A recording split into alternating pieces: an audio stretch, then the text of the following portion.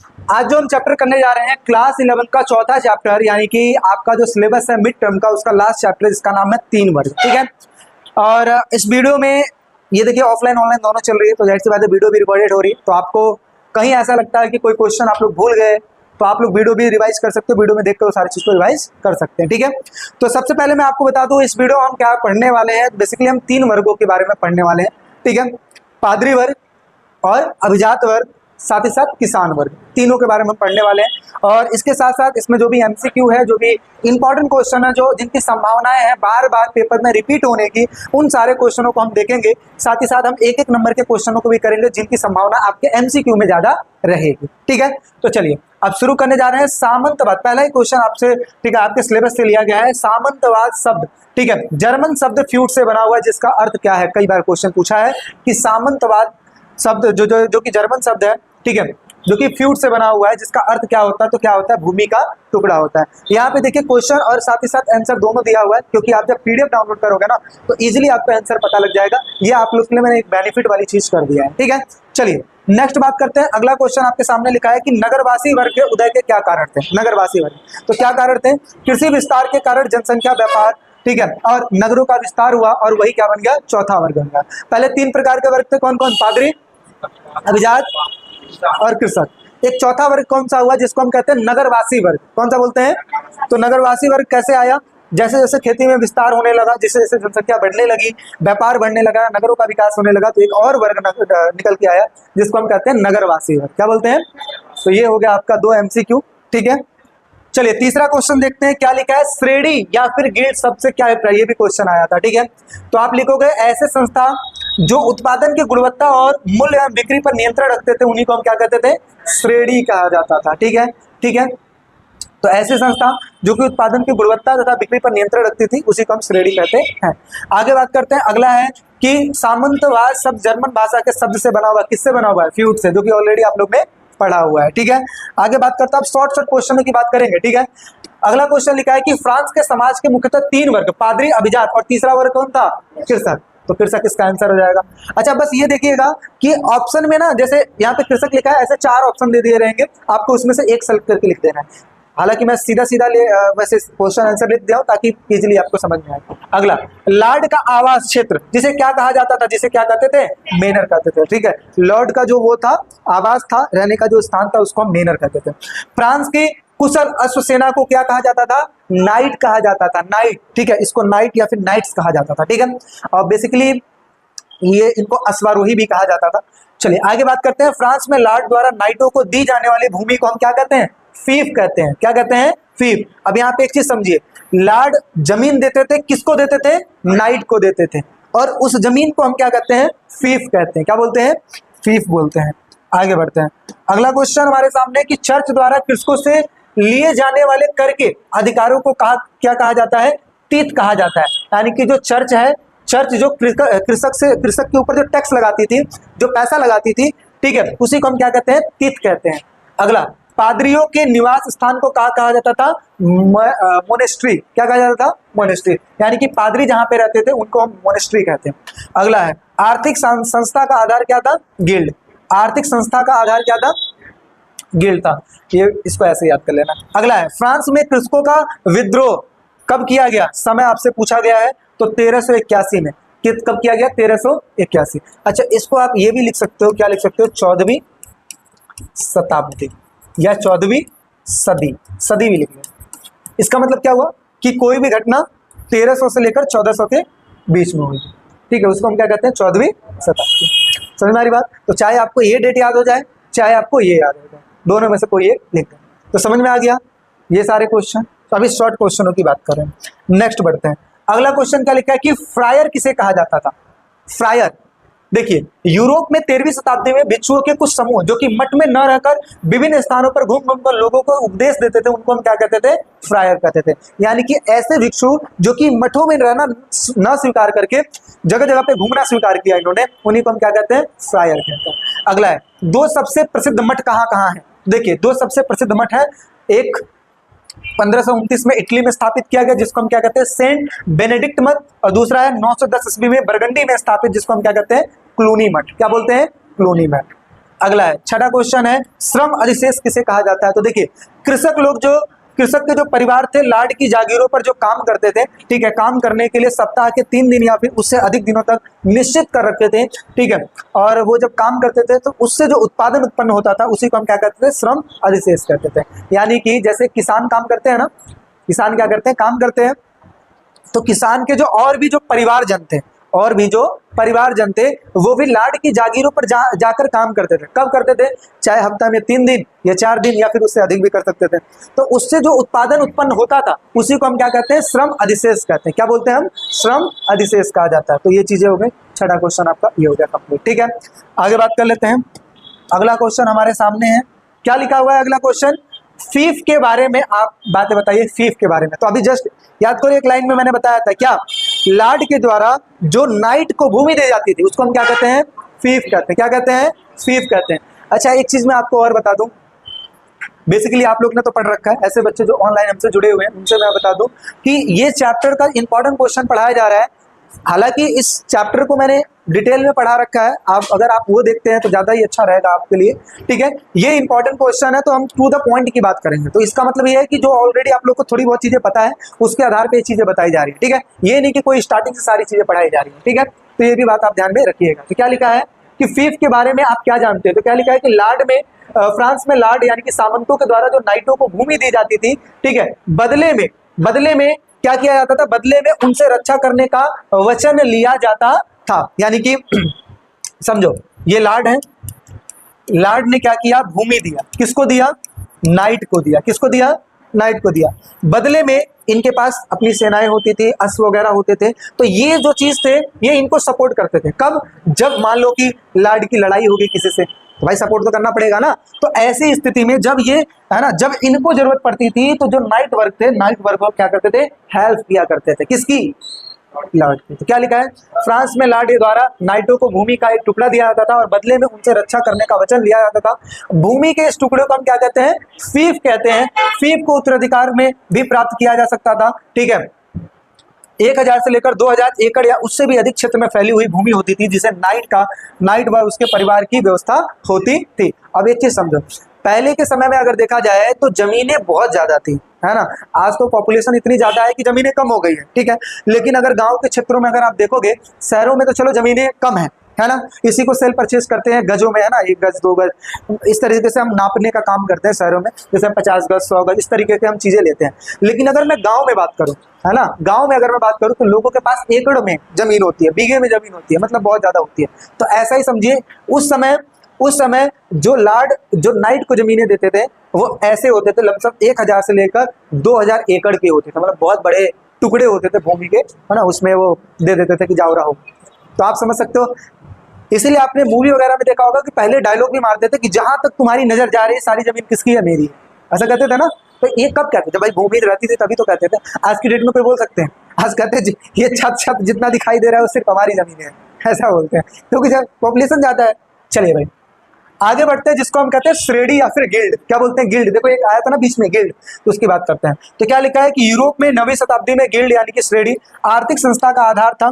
प्रत्येक शिल्प या फिर उद्योग एक श्रेणी के रूप में गठित हुआ था। यह एक ऐसी संस्था थी जो कि उत्पादन की गुणवत्ता और उसके मूल्य एवं बिक्री पर क्या रखती थी? नियंत्रण रखती थी। एमसीक्यू में एक क्वेश्चन पूछा गया था ना, जिसका ऑप्शन हमने ख लगाया था। अरे दिखा देता हूँ यार, देखो यही तो बताया गया है, ठीक है।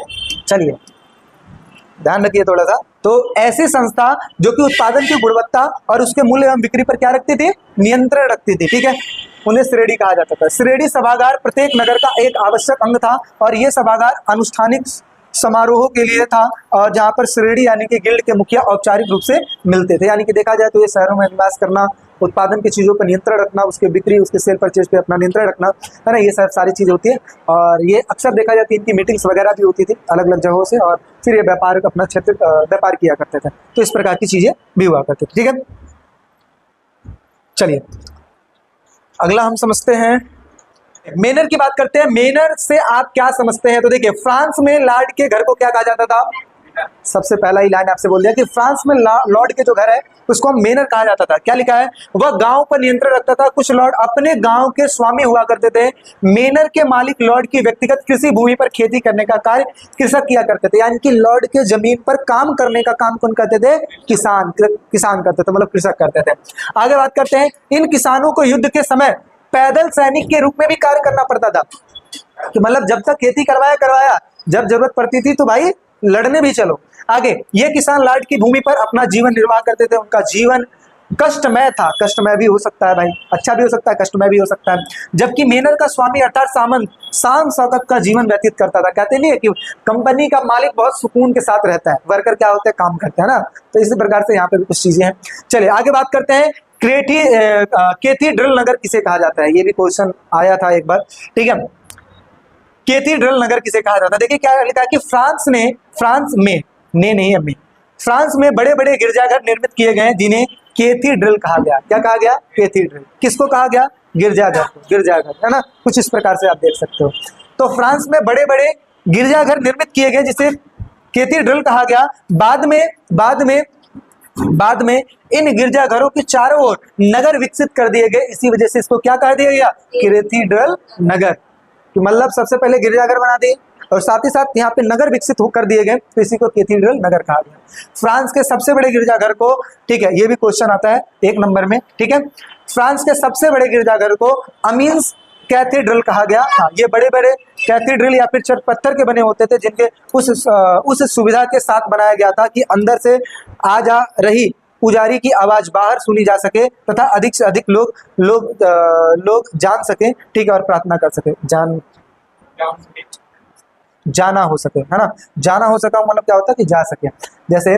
जैसे क्या होता है कि ये इस तरीके से ऐसे बनाया जाता है ताकि एक बार जब अनाउंस किया जाए ना कोई भी चीज, तो ज्यादा से ज्यादा लोगों को सुनाई दे। और जब ज्यादा से ज्यादा लोगों को सुनाई देगा तो क्या हो गया? वो आएंगे और क्या करेंगे? फिर प्रार्थना करेंगे। तो ये चीज है, समझ में आ गया? कैथीड्रल हम किसे कहते हैं कि फ्रांस में बड़े बड़े गिरजाघर बनाए गए थे, उसी को हम कैथीड्रल कहते हैं। चलिए नेक्स्ट बात कर लेते हैं। अगला ये देखो भाई, इंपॉर्टेंट क्वेश्चन क्या लिखा है?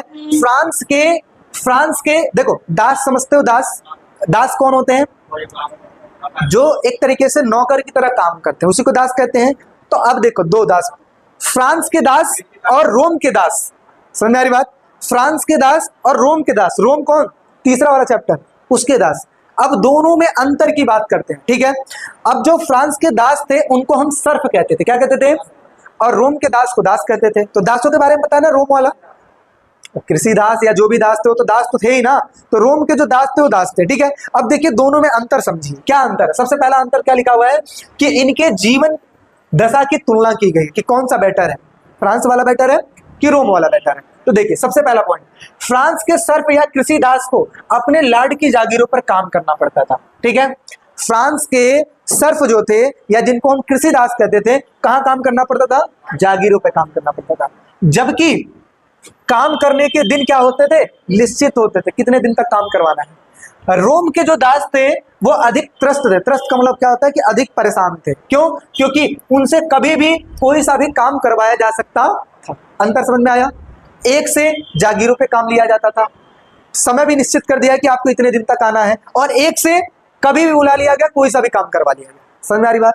दूसरा, जो सर्फ थे यानी कि जो फ्रांस के जो सर्फ थे वे अपने परिवार के साथ लौट के यहाँ कार्य करते थे। जैसे देखते हो ना, उनकी जागीरों पे जाके काम किया करते थे। रोम के दास के साथ ऐसा नहीं था, वे अन्य स्थानों पर भी काम करना पड़ जाता था, उनको कहीं भी भेज दिया जाता था। ऐसा आगे क्या लिखा है? सर्फ के पास गुजारने के लिए, ठीक है, लॉर्ड का एक भूखंड होता था, यानी कि जो जमीन का टुकड़ा दे दिया जाता था वो होता था। जबकि रोम के दास के पास इस प्रकार की कोई व्यवस्था नहीं की जाती थी। अगला है, सर्फ लॉर्ड की आज्ञा से विवाह कर सकता था। जो सर्फ है लॉर्ड की आज्ञा से क्या कर सकता है? विवाह कर सकता है। किंतु रोम के दास विवाह करने की आज्ञा नहीं थी। आगे, रोम का दास खरीदा या बेचा जा सकता था, किंतु सर्फ के साथ ऐसा कुछ भी नहीं किया जा सकता था। क्यों? क्योंकि भाई देखो, कहा जाता है कि रोम में दासों की संख्या क्या थी? ज्यादा थी, ठीक है। याद है ना वो जो मैंने बताया था, 75 लाख लोगों में 30 लाख क्या थे? दास थे। चलिए, तो ये आपने बहुत ही बखूबी ढंग से पढ़ा। नेक्स्ट पढ़ते हैं, सामंतवाद के अंतर्गत यूरोप में कृषि दास की क्या स्थिति थी। ये तो देखो आपको ऑलरेडी बताया गया, दासों की स्थिति का वर्णन आप लोग को पहले भी किया गया है कि दासों की स्थितियां कैसी थी, तो इसको ज्यादा डीपली नहीं पढ़ाना पड़ेगा मुझे, बहुत इजीली आपको समझ में आएगा दासों की स्थिति के बारे में। देखिए बात करते हैं सामंतवाद के अंतर्गत यूरोप में कृषि दास की क्या स्थिति थी। सबसे पहला पॉइंट क्या लिखा हुआ है, कृषकों की दशा मध्यकाल में सामंतवादी जीवन कृषि पर आधारित थी, खेती बाड़ी कर सकते थे। अगला है, परंतु दास कृषक बड़ा कठोर जीवन व्यतीत करते थे, वे मिट्टी तथा घास के बने हुए मकान में रहते थे, वे अपने स्वामी की निजी भूमि पर काम करते थे, वर्ष में कम से कम 40 दिन लॉर्ड यानी कि सामंत की सेना का कार्य भी करते थे। कब? वर्ष में कितने दिन? 40 दिन। अगला है, उन्हें एवं उनके परिवार के सदस्यों को सप्ताह में 3 अथवा उससे अधिक दिन सामंत की जागीरों पर जाकर काम करना पड़ता था, और जो वो प्रोडक्शन करते थे उसी को हम क्या कहते थे? श्रम अधिशेष। अगला, तो यही तो लिखा है, इस श्रम से होने वाला जो उत्पादन उसको श्रम अधिशेष कहा जाता था। वह मेनर में स्थित सड़कों, पुलों तथा चर्च आदि का मरम्मत करते हैं। मरम्मत समझते हो ना? मरम्मत करना, चाहे बनाना, चाहे रिनोवेट करना, चाहे सजाना, इस तरीके का काम। वह खेतों के आसपास बाड़ बनाते थे, और वह जंगलों के लिए लकड़ियां एकत्रित करते थे, ठीक है। वह अपने सामंत के लिए पानी भी भर के लाते थे, अन्न पीसने का काम करते थे, दुर्ग का मरम्मत करते थे। दुर्ग मतलब होता है किला, किले का मरम्मत करते थे। वह अपने स्वामी को शत्रुओं द्वारा बंदी बनाए जाने पर धन देकर क्या करते थे? छुड़ाते थे, ठीक है। वह राजा को टैली नामक कर भी दिया करते थे, वह कर की कोई निश्चित दर नहीं होती थी, मतलब कितनी भी हो सकती थी, वह राजा की इच्छा पर निर्भर करता था। कृषक दास की स्थितियां एवं बच्चे सूत काटने, वस्त्र बुनने, मोमबत्ती बनाने एवं मदिरा के लिए अंगूरों का रस निकालने का काम किया करते थे।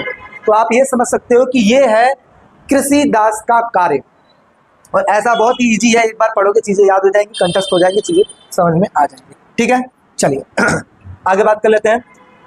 अगला क्वेश्चन आपके सामने लिखा गया है कि लॉर्ड शब्द का क्या अर्थ है, जिसको सेन्योर भी कहा जाता है। फ्रांसीसी समाज में अभिजात वर्ग की हैसियत बताइए। अभिजात वर्ग वो जो जिनके पास जमीनें भी अच्छी खासी होती थी, सेनाएं भी होती थी, मतलब लठियार जिसको कहते थे, तो वो भी होता था।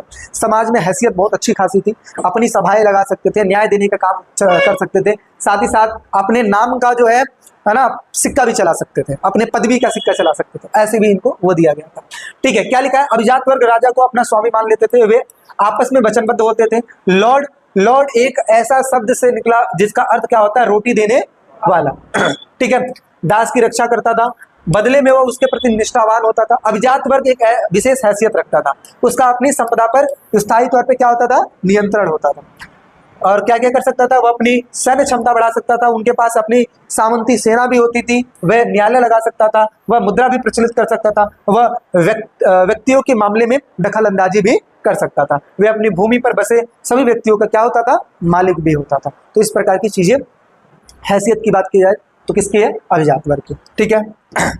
चलिए अगला क्वेश्चन क्या लिखा है कि मध्यकालीन यूरोप में मठों में ईसाई भिक्षु का जीवन किस तरीके से, जो भिक्षु और भिक्षुनी बन जाते थे उनके जीवन की बात की जा रही है। तो क्या लिखा है कि ये मठों में रहते थे, इन्हें निश्चित और विशेष नियमों का पालन करना पड़ता था। अगला है, आम आबादी से दूर रहते थे। भाई देखो, आपने ऐसी जिंदगी स्वीकार की है कि जिसमें आप लोगों से मतलब ही नहीं रखोगे, तो दूर तो रहना ही पड़ेगा। आगे, भिक्षु अपना सारा जीवन आबे में बिताते थे, उनके रहने वाले स्थान को कहा जाता है। तो भिक्षु अपना सारा जीवन आबे में रहने और समय पर प्रार्थना करने, अध्ययन करने, कृषि जैसे शारीरिक श्रम में लगाने का व्रत लिया करते थे, ठीक है, कि वो जो परिश्रम से ही जो वो होएगा उसी के साथ अपना जीवन गुजारा करेंगे। भिक्षुओं की जिंदगी पुरुष और स्त्रियां दोनों ही अपना सकती थी। ऐसे पुरुष को हम क्या कहते हैं? मोंग कहते हैं। और नन किसको कहते हैं? जो कि भिक्षुओं की जिंदगी अपना रखे उनको हम नन कहते हैं। ये भी क्वेश्चन इंपॉर्टेंट है। मोंग हम किसको कहते हैं? जो भिक्षुओं की जिंदगी अपना लेते थे, पुरुष वर्ग। और ऐसी स्त्रियां जो भिक्षुओं की जिंदगी अपना लेती थी उसको हम क्या कहते थे? नन कहते थे। पुरुषों और महिलाओं के लिए अलग अलग आबे हुआ करते थे, अलग अलग जगह होते थे। आबे वो स्थान जहाँ पे उनको रहने के लिए रखा जाता था, ठीक है। पादरियों की तरह भिक्षु तथा भिक्षुनियां भी विवाह नहीं कर सकते थे। वे एक स्थान से दूसरे स्थान तक घूम घूम कर लोगों को उपदेश देते थे, दान से अपना जीवन यापन किया करते थे, ठीक है। साथ ही साथ श्रम भी किया करते थे, मेहनत का भी काम भी किया करते थे। हाँ, मेहनत का मतलब कोई भी काम, जैसे चर्चों से रिलेटेड होगा काम, या आप देखिए जैसे खुद खाना बनाना मेहनत ही तो हुआ। अब जैसे हमें मेहनत थोड़ी नहीं करना पड़ता, घर गए पता लगा मम्मी या घर में जो सदस्य हैं वो खाना बना दिए हैं, जाके खाना होता है। तो अब हम मेहनत कहाँ कर रहे हैं? हम पढ़ाने में मेहनत कर रहे हैं। अपने कर्म जो भी चीज़ है उसमें मेहनत कर रहे हैं, ऐसे ही वो भी उनका उनका जो काम होता है उनके लिए वो कार्य खुद ही करते थे, इस प्रकार से मेहनत का काम।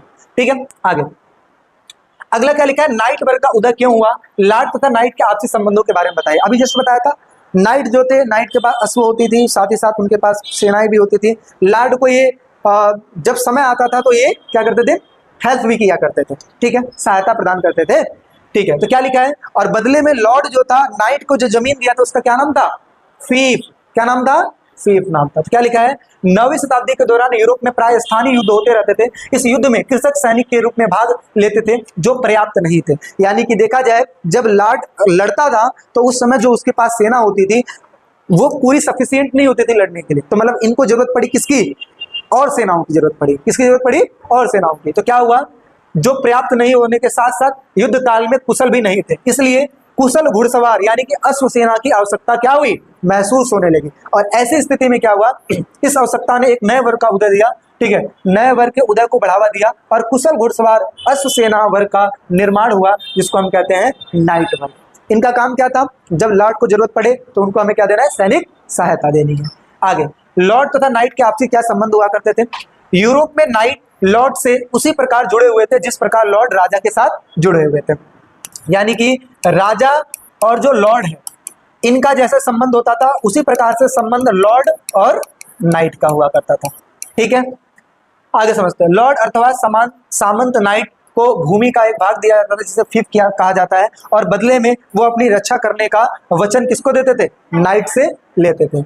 एक फीफ में नाइट और उसके परिवार के लिए एक पवन चक्की व मदिरा संपिंडक के अतिरिक्त उनका घर, चर्च और उस पर निर्भर रहने वाली व्यक्तियों के रहने का स्थान होता था। यानी कि देखा जाए कि जो लॉर्ड है, लॉर्ड ने जो भूमि दे रखी है, किसको दे रखी है, नाइट को। उस भूमि पर हर वो सुविधाएं होती थी जो कि जरूरत की थी, हर एक चीज अवेलेबल होता था और वो किसको दिया जाता था, नाइट को। और बदले में जो नाइट है वो किसको सहायता देगा, लॉर्ड को। अगला, फीफ के बदले में नाइट अपने लॉर्ड को एक निश्चित धनराशि भी दिया करता था तथा युद्ध में उसकी ओर से लड़ने का वचन भी देता था। नाइट लगातार अपने आप को युद्ध काल में पारंगत बनाए रखने के लिए प्रतिदिन, ठीक है, पुतलों से लड़ने का एवं अपने बचाव का अभ्यास किया करते थे। जैसे होता नहीं कि कब लड़ाई हो जाए उसके लिए पहले तैयार रहो, मतलब पुतले से लड़ाई करते रहो ताकि किस तरीके से आपको सामने वाले को मात देनी है ना, जिसको हम कह सकते हैं प्रैक्टिस करना। क्या करना, और अभ्यास करना। आगे, नाइट अपनी सेना अन्य लाडों को भी प्रदान करता था, लेकिन उसकी सर्वप्रथम निष्ठा अपने लॉर्ड के प्रति होती थी। यानी कि जैसे मान लेते हैं ये लॉर्ड है, लॉर्ड इसने दिया है भूमि, किसको दिया है, नाइट को। किसको दिया है, नाइट को। तो अब ये जो नाइट है हेल्प किसकी करेगा, इस लॉर्ड की करेगा। अब मान लेते हैं और भी बहुत सारे लॉर्ड हैं, तो मान लेते हैं यहाँ पे एक लॉर्ड है जो इससे हेल्प मांगा, तो अब उसी समय पे इसने भी हेल्प मांगा, तो ये सबसे पहले हेल्प इसकी करेगा क्योंकि भूमि किसने दी है, इसने दिया ना। तो यानी कि जिसके प्रति वचनबद्ध है सबसे पहले हेल्प उसकी की जाएगी और उसके बाद दूसरे तो उसको कर दिया तो कर दिया, ऐसा। हाँ, उसकी बाद में कर दिए या समय जब इसको जरूरत नहीं है तब इसकी कर दिए, इस प्रकार से। तो क्या लिखा है, नाइट अपनी सेवाएं अन्य लॉर्डों को भी प्रदान कर सकता था, लेकिन उसकी सर्वप्रथम निष्ठा किसके साथ होती थी, उस लॉर्ड के साथ जो उसको भूमि प्रदान करता था। अपने लॉर्ड के बुलावे पर वह अन्य लॉर्ड की सेवाएं छोड़कर क्या होता था, चला जाता था। तो इस प्रकार से चीजें हैं। आई थिंक यही आपका लास्ट टॉपिक नहीं है, इसके बाद एक टॉपिक और बचा होगा, तो जल्दी से देख लेते हैं। क्या लिखा है, 14वीं सदी के शुरुआत तक यूरोप का आर्थिक विस्तार धीमा पड़ गया था। ऐसे किन कारणों के साथ हुआ था, यानी कि अब 14वीं शताब्दी आया और इनका जो विकास था, यूरोप का जो विकास था वो धीरे धीरे क्या पड़ गया, धीमा पड़ गया। क्यों पड़ गया, कुछ विपदाएं आ गई थी, कुछ चीजें आ गई थी, उसके बारे में पढ़ते हैं। तो देखिए, आर्थिक विस्तार धीमा पड़ने का कारण 13वीं सदी के अंत तक उत्तरी यूरोप में तेज ग्रीष्म ऋतु ने ठंडा ग्रीष्म ऋतु ने ले लिया। इसका मतलब क्या, जैसे आपने देखा जैसे खेती बाड़ी होती है तो ऐसी सिचुएशन में अलग अलग मौसम होते हैं। जैसे गेहूं की खेती की जा रही है तो गेहूं की खेती के लिए आपको पता है जब फसल पकना होता है तो उस समय गर्मी की आवश्यकता होती है, ठीक है। लेकिन उस समय अगर बरसात हो जाए तो, उस समय अगर ठंड पड़ जाए तो क्या उस समय वो फसल हो पाएगी, नुकसान हो जाएगा ना। तो ऐसा ही यहाँ पर भी होगा कि मौसम चेंज होने लगा। अगला, पैदावार के मौसम क्या हो गए, छोटे हो गए। तूफान, सागरी बाढ़ों की वजह से जो फर्म वगैरह थी वो क्या हो गई, नष्ट हो गई। सरकार के करों की आमदनी में क्या होगी, कमी होगी। जब प्रोडक्शन ही नहीं होगा तो आमदनी क्या होगी, बढ़ेगी क्या, कमी हो जाएगी। पहले गहन जुताई के 3 क्षेत्रीय फसल चक्र से भूमि कमजोर होने लगे, यानी कि जब भूमि का ज्यादा से ज्यादा उपयोग करोगे तो प्रोडक्शन क्या होगा, कम होएगा। इसलिए कहा जाता है कि भूमि पे फसल उगाने के बाद कुछ समय के लिए छोड़ो, उसमें खाद पानी डालो ताकि उर्वरक शक्ति दोबारा आ जाए और फिर प्रोडक्शन उस पर हो पाएगा। चरागाहों की कमी से पशुओं की क्या होगी, संख्या में कमी होगी। जनसंख्या वृद्धि के कारण उपलब्ध संसाधन कम पड़ गए। 1315 से लेकर 1317 में यूरोप में भयंकर अकाल पड़ गया। 1320 में अनेक पशुओं की मौत होने लगी और ऑस्ट्रिया और सर्बिया की जैसे जगहों पर चांदी के खानों के उत्पादन में क्या हो गई, कमी हो गई। ठीक है, और इसी की वजह से जो दिनारिया सिक्का था उसको बंद करके क्या किया गया, अब सोलिडस नाम का सिक्का चलाया गया जो कि सोने का सिक्का था। ठीक है, तो इस प्रकार की चीजें। अगला क्या लिखा है, धातु मुद्रा में क्या हो गई, कमी से व्यापार प्रभावित हुआ। जल पोतों के साथ साथ चूहे आए जो कि ब्यूबोनिक प्लेग जैसे महामारियों का संक्रमण आने लगा। क्या हुआ, पहले के समय में जब ऐसे जानवर या चूहे या इस सब चीजों की संख्या ज्यादा हो जाती थी ना, तो लोग क्या करते थे, नाव वगैरह भर के नाव को ऐसे चला देते थे ताकि वो दूसरे जगह पे अगर कहीं जाए तो वहां पे वो चले जाए। क्योंकि ऐसे पहले बहुत सी बीमारियां चलती थी, ऐसे गाँव में लोग गाँव छोड़ के जंगलों में निवास करते थे। ठीक है, इस तरीके से चूहों की संख्या ज्यादा बढ़ जाती थी और ये बीमारी थी। ठीक है, तो इस जैसे कोरोना वायरस फैला, ये भी एक प्रकार की बीमारी थी। किसी ने कल्पना किया था ऐसी बीमारी का, नहीं ना, ऐसे पहले भी बीमारी हुई थी। ठीक है, आगे इससे लोग क्या हो गए, ग्रसित हो गए और विनाश लीला के साथ साथ आर्थिक मंदी से सामाजिक विस्थापन होने लगा। मजदूरों की संख्या में कमी आई जिससे मजदूरी की दर 250% क्या हो गई, में वृद्धि हो गई। यानी कि देखा जाए मजदूरों की संख्या में कमी आ गई, संख्या कम हो गई और 250% में वृद्धि हो गई। इसमें क्या हुआ कि जो उनकी सैलरी थी वो बढ़ गई मजदूरों की। जैसे मान लो कि मुझे घर बनवाना है, अब घर बनवाना है तो पहले मजदूरों की संख्या बहुत ज्यादा थी, लेकिन अब समझ में आ रहा है कि मजदूरों की संख्या बहुत कम है, तो मजदूर क्या करेंगे, मजदूर अपनी डिमांड बढ़ा देंगे ना। कहा जाता है जो चीज मार्केट में कम होता है उसका रेट अपने आप बढ़ जाता है। मान लेते हैं मेरे पास ये पेन है और ये सिर्फ इकलौता पेन है, तो मैं कहूंगा ना कि जितने का मैं खरीदा हूं उसका मैं डबल में बेचूंगा, है ना। तो ये भाई इकलौता है, लेना है लो, नहीं लेना तो कोई बात नहीं, मेरे पास रहे, ऐसा। तो जिसका जो कम होता है उसका रेट बढ़ जाता है। ऐसे मजदूरों की संख्या में कमी हुई तो उनका जो रेट है तो क्या हो गया, बढ़ गया। हाँ, एक लास्ट पढ़ लेते हैं, क्या लिखा है, 11वीं शताब्दी में यूरोप में, हाँ बोलो, ग्रसित का मतलब होता है किसी भी चीज से जूझना। ठीक है, हाँ, 11वीं शताब्दी में यूरोप में होने वाले विभिन्न प्रौद्योगिकी बदलाव, प्रौद्योगिकी का मतलब क्या होता है, टेक्नोलॉजी में क्या क्या बदलाव होने शुरू हो गए। तो धीरे धीरे, ये तो देखिए मैंने एडवांस चीजें का फोटो लगा दिया है, ऐसा कुछ नहीं हुआ था, लेकिन हाँ इस प्रकार की चीजें बनाई गई थी, लेकिन ऐसा नहीं हुआ जो मैंने दिखा दिया, ऐसा कुछ नहीं हुआ था। ठीक है, आगे लकड़ी के हल के स्थान पर लोहे के भारी नोक वाले हल और साचेदार पटरे का यूज किया जाने लगा।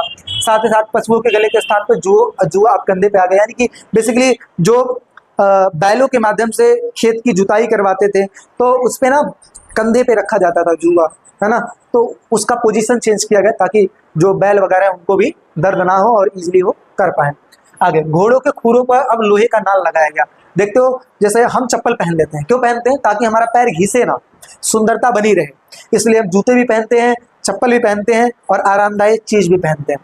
लेकिन अब पशु है तो चप्पल तो पहन नहीं सकते, तो इसी वजह से उनके नीचे ना एक लोहे की प्लेट लगाई जाती है, पैरों के नीचे, खुरों के नीचे, तो उसी को कहते हैं घोड़े के खुरों पर अब लोहे के नाल लगाए जाने लगे।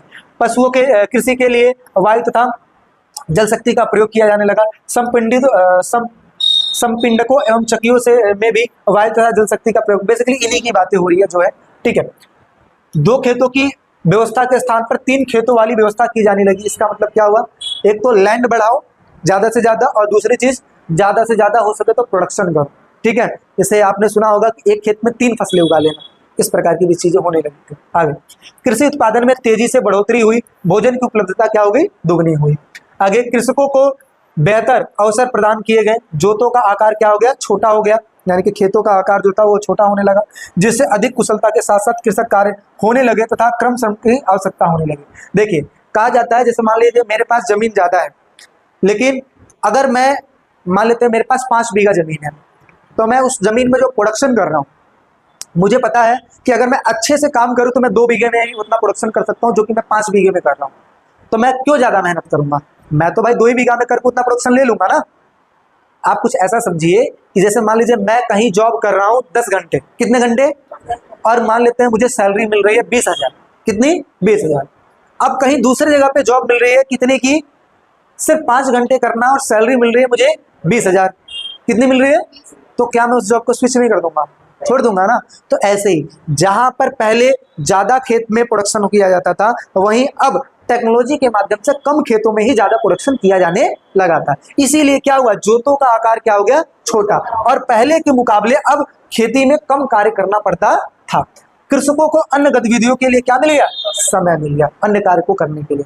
तो इस प्रकार के परिवर्तन भी देखने को मिले थे। ठीक है, अब एक बात और चीज समझिएगा, ये बात रखा गया 11वीं शताब्दी की। कब रखा गया है, 11वीं शताब्दी में इतने परिवर्तन हुए, लेकिन 14वीं शताब्दी में क्या हो गया, आर्थिक विस्तार में धीमा पड़ गया। अब ये मत समझना कि क्वेश्चन थोड़ा आगे और पीछे है। 11वीं शताब्दी मैंने लास्ट में पढ़ाया, 14वीं शताब्दी मैंने पहले पढ़ा दिया, इसलिए दिमाग में मत रखिएगा आप। डेट इसलिए मैंने लिख दिया ताकि कंफ्यूजन ना हो। पहले इनका विस्तार बहुत अच्छे से हो रहा था, लेकिन 14वीं शताब्दी आते आते विस्तार क्या पड़ गया, धीमा पड़ गया। समझ में आ रही बात।